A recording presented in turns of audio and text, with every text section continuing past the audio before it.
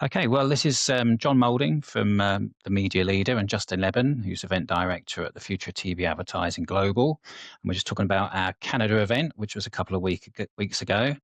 Justin, I mean, I think the key point, the big story really, I think, was that broadcaster panel, which I just found extraordinary because we know that most ad-supported broadcasters are challenged these days. We know that the Canadian market has always been particularly difficult because they have this kind of media behemoth just across the border, and they have to Mm. compete with sort of US scale. But we've never really seen the Canadian broadcasters come on a stage and be so frank about their challenges. And some of the things they were saying we just never heard before. I mean, you obviously talked to them up front, but did you get a sort of a sense that this was coming? Not yes and no. When they talk, when anyone talks privately for these things, they never always transpires on stage, does it, John? You've done it before. So how candid they're being, speaks to the frustration, perhaps, the slight desperation of the market. And it was Patrick, wasn't it, from Quebec Core that you're referring to, where he said, really, the market will have to make dramatic decisions, and they have about 5 years to solve their problems. And I think speaking out about it is a really good idea. I think it's puts everything on the table, and I think it was also a sort of a really good time to do that with all the fresh faces on the panel. There's been a lot of change in the media market here in Canada and the TV market. There's a lot of new people, a lot of new faces. Maybe there'll be new ideas. Maybe they will work together. They said that they recognize that they need to compete, but you and I have been in this market here for 10 years now, and we've not seen much change on that. And I know the vertically integrated companies realize that they have very competitive telco businesses, but I think they realize that if they want a strong media business and they want a strong Canadian-owned one, that some changes are going to have to happen. Yeah. I mean, the context of that conversation was you was asking about, audience reach, and they're still getting amazing ratings in Quebec. The Masked Singer gets 1.2 million people in a population of sort of no more than 9. And Six and a it was half, yeah. 6.5. He was talking about Mm. how, obviously revenue has fallen much faster than actual ratings are declining. And then Mhm. he just started saying, it was sort of almost like they were talking about an existential threat. And he said, we make no money from any of our conventional networks, which obviously in context, they also have specialty. But he was talking Mhm. about the cost of production, how costs keep growing, income's falling. We need to double down on content investment, but it's really challenging. And then he said, in 5 years, we're gone. If we were not part of a vertically integrated company, then media would be in real trouble, would be in real trouble. And it was just, he just came right out with it. Mhm. Um, normally people are sort of shy of sort of going in quite that deep. But Well, it's a catcall to the market, and I also think that I don't know if you saw it prior, but they actually sent a video. They produced a video, an ad, basically showing all the benefits that local commercial broadcasters have on society for advertisers and all that sort of stuff. And I've never seen anything like that. And it speaks to where we are in the market. And obviously, he's not speaking on behalf of the other broadcasters, but they're pretty much in the same boat. The Quebec market's really interesting, though. Like, the first presentation, Hillary from Mix Analytics, I thought that was really interesting to show that effectiveness is in a little bit of crisis in the country because of overinvestment in shorter term media, if you like, or less effective media. But she didn't say it, but she told me afterwards that ROI in Quebec is actually a lot higher than English Canada, and it points to the fact that they get so many concurrent viewers viewing French content to French audiences.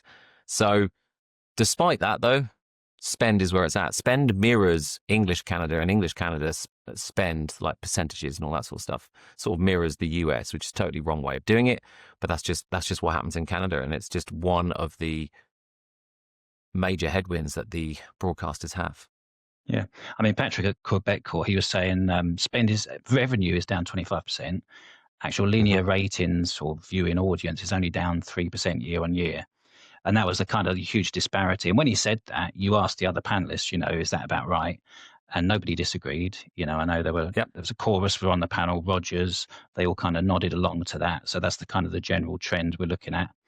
And you mentioned Hillary from Media Mix Analytics.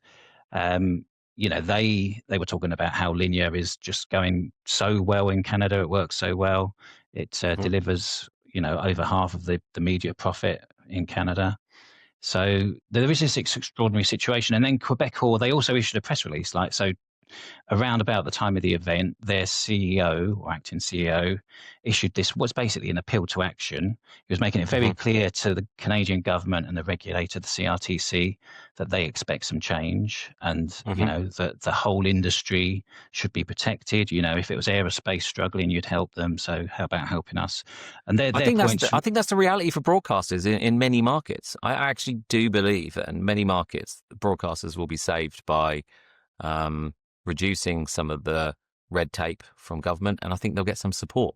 I think a lot of governments recognise the value that they bring, and I think a lot of them will get saved or get supported by governments. Yeah. Well, it looks like it's decision time in Canada because the way they were Hmm. saying it wasn't just them, CBC as well. Obviously, they were on Yeah. that panel. They were kind of like doing a bit of a mea culpa. They were sort of saying, we perhaps we shouldn't be competing with privately owned broadcasters so much. We want to grow the market, but growth shouldn't be our personal ambition. And he was kind of like he was saying similar sort of stuff. I mean, this was Hisham Gostin, the chief revenue officer at CBC. Hmm. He sort of committed to working with everyone else. He said the world's uncertain. We're not sure what comes next. We've been left behind as an industry. We're a mid-sized country, unable to regulate properly. When we do, we regulate Canadians rather than everyone else. So it's kind of like the same kind of mantra, really. Like, let's have some help Same here. narrative, right? And Yeah. how was your view on how they all agreed, if you like, on collaboration? Were you fueled with a sense of optimism that they'll actually do something, or did that come across as sort of nice sound bites, but you don't see much follow through? Yeah, they've said it every year for like 10 years, probably, haven't they? But it sounds to me like the real action will have to come from regulators, really, based on these kind of projections that they're putting out there. If, they're both kind of saying we've got 5 years or we could be gone. Obviously, we know that Chorus have had to sort of go back to all their creditors in the last year and sort of renegotiate debt, etc. So that suggests that 3 out of the 5 majors in Canada are really hurting badly, Hmm. and the others maybe, but they're not talking about it. But I think Canada's always been an interesting market because, like I said at the start, they've got America just over the border. They have an extraordinary difficult situation because it's the same Yeah. language, fairly similar culture, so much content produced in the US. They have to compete Yeah. against that as a smaller market. So they've always needed protection. They've had things like the Canadian Media Fund, which kind of takes money from all the broadcasters plus government and then sort of invests it in Canadian media, but none of that's working. And Hmm.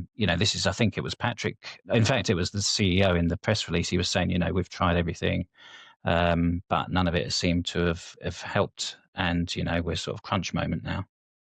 And even the 25% that they're trying to force agencies to spend on Canadian media, which extends not just for TV, includes digital as well.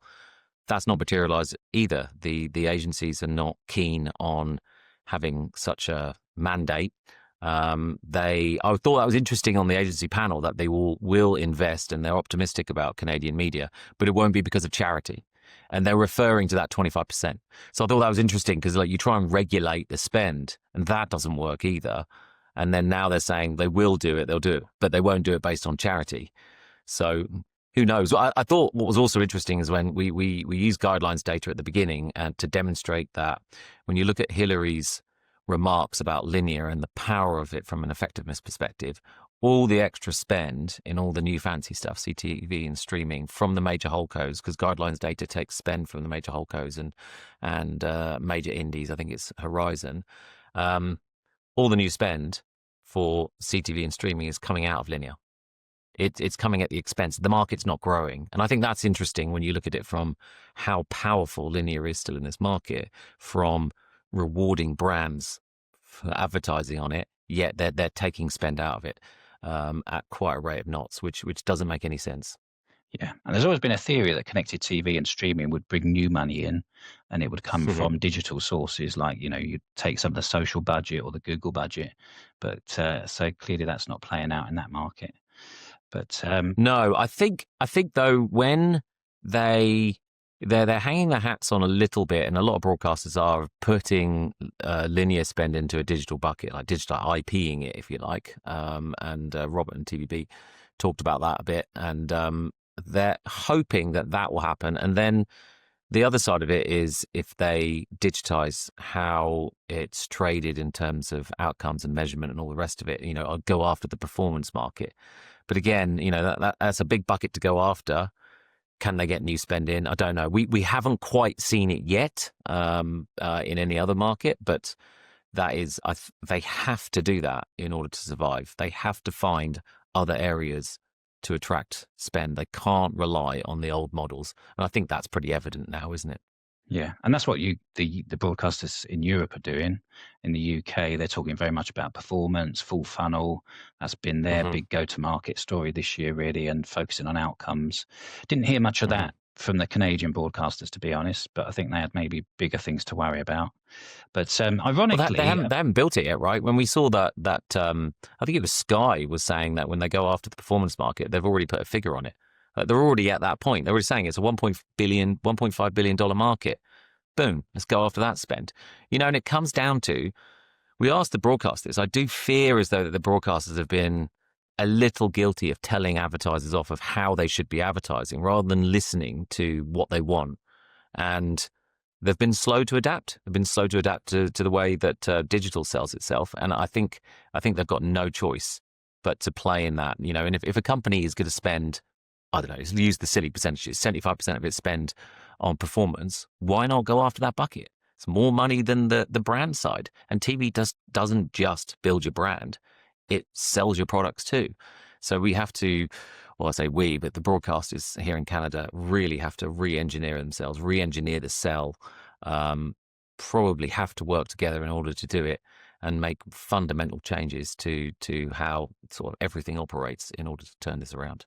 yeah, I think one of the biggest ironies is that when this event began, for the first sort of 4 or 5 years from 2016 onwards, the sentiment on the buy side was pretty negative towards the broadcasters. They were considered, behind the times, out Mm. of date. They weren't moving fast enough. The sentiment now is much more positive. When you talk to them, Hmm. they all seem pretty happy. Even the measurement is improving, and it's sort of coming along well. They're all very positive about that. And yet the spend is kind of apparently falling off a cliff. And Hmm. I mean, one big bright spot was, Andrew Curran from the Lint CEO, who you interviewed on stage, and he's an absolute massive fan of TV. Hmm. They did a big, when he was global head of media before he became the CEO in Canada, they did a 5 market study or multi-market study, 5 years long, and found that TV was the big lever for growth. And so they sort of Hmm. went all in on that. And he's very much sort of traditionalist in a sense, in the way that they Hmm. advertise. So he was up Yeah. there championing TV. There are plenty of fans when you talk to other sort of the agencies privately, but something Do you know is what? That just that not is actually happening. a really interesting point, because you and I have done this for years, and we talk to agencies, and behind closed doors, we won't say who they are. They all say to us, give us reasons to go to clients, help us go to clients and convince them to keep their spend. They're spending more and more money in areas that aren't as effective for their brands, and they're desperate for it. And I hear that privately too. The amount of times I have an agency person tell me, please give me more reasons not to spend with Meta, is crazy. Yet the spend goes in one direction. So I believe them genuinely. They need it, and I don't know quite what they need to do in order to change that behaviour. And you mentioned Andrew from Lint. And I thought he was brilliant, and I thought he gave a real clear understanding to people of what CEOs are demanding from a data perspective in order to justify media spend, and where advertising particularly sits with his organisation. But while he says he wants premium, while he knows what works, he's also behind the scenes. Price is so important. He's strong arming his agency for better deals, and you just, price is such a big factor towards premium, and clients have got to get it in their head that if they pay low CPMs, they're going to get garbage. But they just don't. They're comparing TV with the wrong mediums, in my opinion, and CPMs is a real challenge. Like Guy did the best illustration of this. I mean, it was your concept. So why don't you mention what Guy discussed? I don't want to claim credit for his work, but that was eye popping, wasn't it? Yeah, it was. Yeah. So we asked Guy because Ampere Analysis will go away and do a bit of bespoke research sometimes. And what we felt that, YouTube had been out in market with their big sort of story for this year that YouTube is new TV. So we sort of thought, well, okay, let's suppose that all the media buyers decide it is the same as TV, it's the equivalent of TV. What would happen if the CPMs converge? So media buyers are basically willing to say that pay the same for YouTube and they want to pay the same for TV.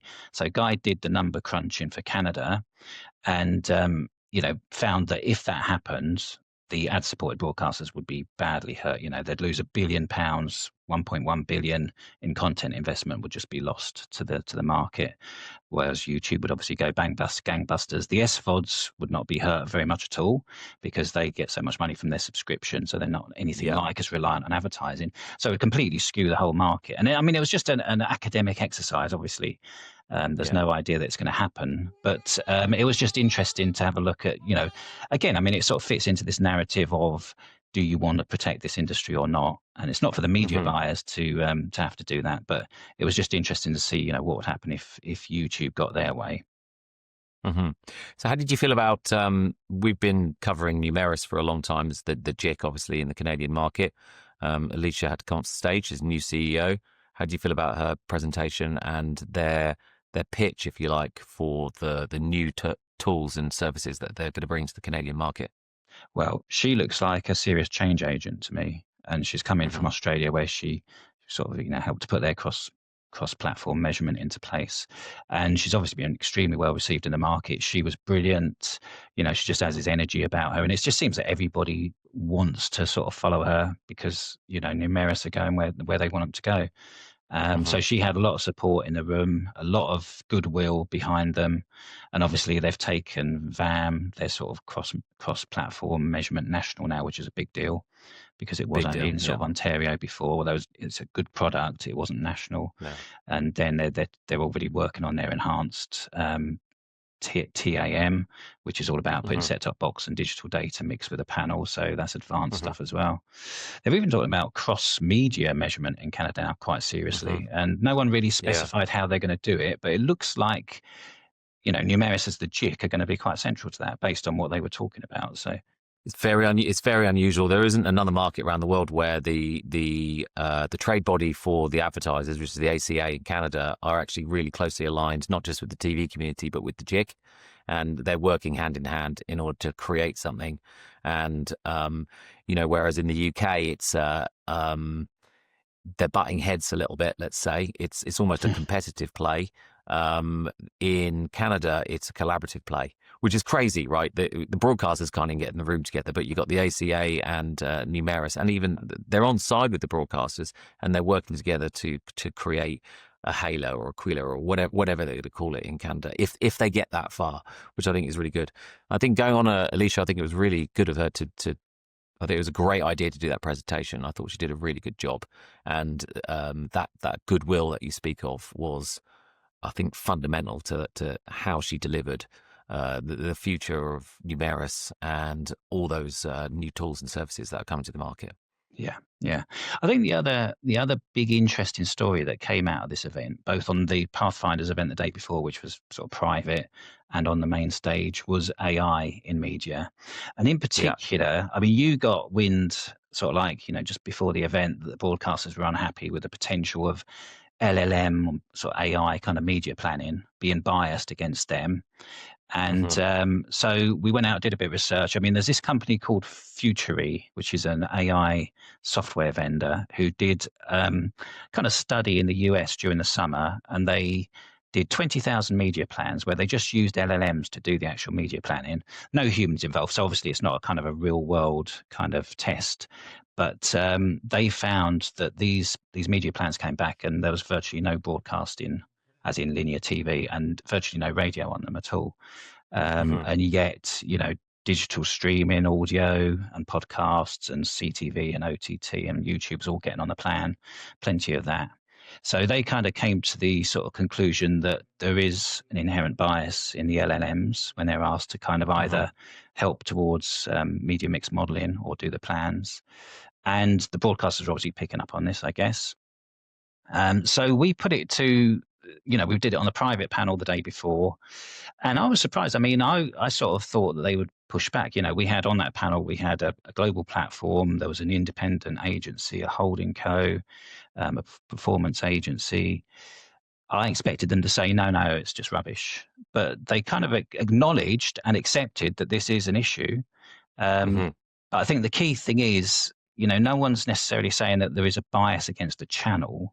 It's more a bias Hmm. against broadcast versus digital. So digital Hmm. streaming, TV, will be Hmm. okay. Digital audio will be okay, but it's the actual broadcast legacy versions that get hit. And it's Yeah, because the which makes data. which makes no sense to tell. Particularly when you look at all this econometric stuff over the years. But it's just the data that feeds into these platforms. I was a bit surprised by the agency CEOs picked this up, and they said that actually AIs will take the media bias out. So you remember all those years we've seen this media bias stuff. If you're a young planner, it'll actually take that out. So TV will perform quite well. I don't know if I believe that or subscribe to it, because if you look at what the platforms are working on now and how well they're going to be able to how well they already engineer into MMM platforms, they're going to build the tech that's going to speak to these AI platforms. Like, they're going to do it better than local broadcasters. So I don't know how much I believe the agency CEOs. Did you catch that when I they did. answered that? I did. I What did you did. think? Yeah. Well, it was interesting how the narrative changed in public. I mean, obviously it was different people, but the public Yeah, narrative was completely yeah, different. So, I mean, what you're referring to, Robert Jenkins, this was on your panel in the afternoon where you had all the big media buyers on board. So, Robert yeah, Jenkins, President Horizon Media Canada, he said AI will benefit TV. AI is only good as the data it accesses. If we go beyond audience numbers and include campaign metrics, that will enhance linear TV. And I think Alistair Taylor, CEO at Publicis Media, who said AI could overcome, like you just said, some of the biases that exist in some planners' minds. So his view is that, as you just explained, there's bias already out there, and it's in the actual media planners that humans, AI will yeah. eradicate that. But the Futuri's argument was, as you just mentioned, that the LLMs rely on sort of data to ingest. They're only as good as what's put into them. And the theory is that there's just tons of data out there to back digital media because they have so many sort of, easily quantifiable metrics and outcomes, etc. So Yeah. their campaigns and their ROI and everything all looks great. Broadcasting media doesn't have anything like as much data, and it doesn't have the same case studies. And they even went as far as to say, so the broadcasters and legacy media, they need to start pushing information out into the market, campaign Hmm. case studies and things like that. But it's not even just enough to put that out. You've got to put it in a format that can be easily digested by an LLM, which means lots of Yeah. bullet points, very sort of based on numbers. Don't even put a fancy headline. It's got to be a kind of like a very factual headline that an LLM would understand. Don't try and be clever and Yeah. creative with your headlines. So there is a massive job ahead. If it's true, the broadcast industry, they do need to get more data out there that LLMs Hmm. can digest, but that's going to take a long time. I mean, that doesn't Do you know? sound like, Do you know the irony of this though? Like, the one thing that frustrates me is that the actual data that they have, the real human impression count, is an audience count, is incredibly accurate. It's human led. It's very expensive to do, and it's accurate. Everything in digital is bloody gamed and made up. It's unverified. That the only, like, that when you compare to the two markets, there's one where there's an incredible amount of malpractice going on, and then there's the other where there isn't any, because there can't be, because of the way it's measured. Yet that audience viewership data has zero value in this sort of AI driven world, this data driven world, which drives me crazy. It makes me wonder whether broadcasters should even bother pummeling money into these systems, whether it even really matters. If you're giving them a choice, be an interesting one. If you give them a choice, sort of, okay, would you want to operate on outcomes with no audience data, or just audience data? Honestly, I think they'd pick the first one, which I think would be a massive mistake. yeah, yes.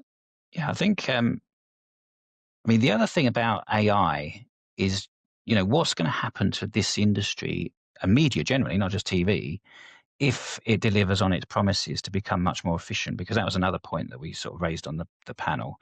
And, in theory, AI is going to make everything more efficient. So media should achieve the same outcomes for less effort or less investment.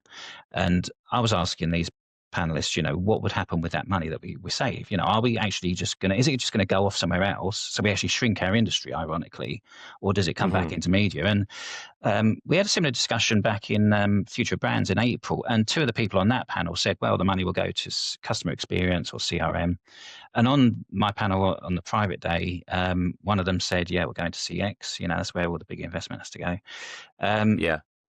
And then I don't think I don't think we will get better, frankly, because I think it requires human touch and creativity and all the sort of lovely marketing fluff stuff that we talk about. That's what really drives effects and impacts. And I think if we try and rely on data and automation, we're just going to go down the same path that we've been down in the last 10 years. And when I got Hillary's slide of the effectiveness and how flat it is in Canada and how poor they're doing, I reached out to Peter Field and said, Peter, like, you did this effective stuff. Do you remember in 2018? He's like, campaign effectiveness has fallen off a cliff. He got back to me, he gave me an updated slide and he went, it's stopped falling, but now it's flat.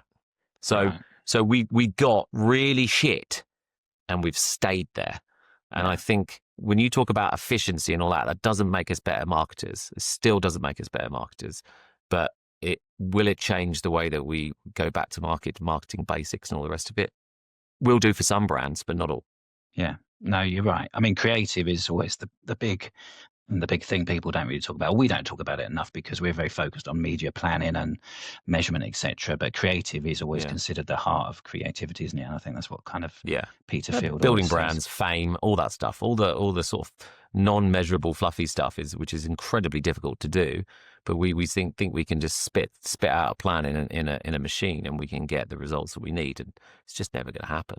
Yeah, I think the big message from the AI discussions was that we just need humans. I mean, it's absolutely ridiculous that if AIs can be biased against traditional media, that they would be left to do what they like. There's going to be human oversight, and no one's suggesting there won't be at all. Nobody's really realistically talking about that. That's right. So I think ultimately, I think for the next year, the next event, which we're moving to September the 30th, by the way, people, if you're listening, I think we'll see some major changes in the market, maybe even some consolidation from the broadcaster side of things.